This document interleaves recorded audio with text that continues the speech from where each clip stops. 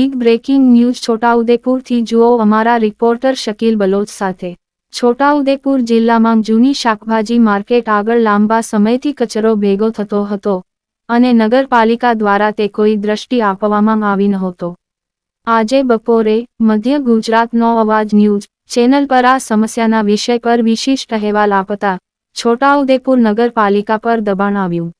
News channel દ્વારા આ અહેવાલને લાગણીસભર રીતે રજૂ કરવામાં આવ્યા બાદ નગરપાલિકા તાત્કાલિક અસરથી સફાઈ અભિયાન શરૂ કરી, જે હવે સંપૂર્ણ રીતે યુદ્ધના ધોરણે કરવામાં આવી રહી છે। આ કામગીરીનું દ્રષ્ટાંત વિડીયોમાં સ્પષ્ટ દેખાય છે, જે પ્રજાની માટે આશ્ચર્યજનક છે। રિપોર્ટર શકીલ બલોચ, મધ્ય ગુજરાતનો અવાજ ન્યૂઝ, છોટાઉદેપુર।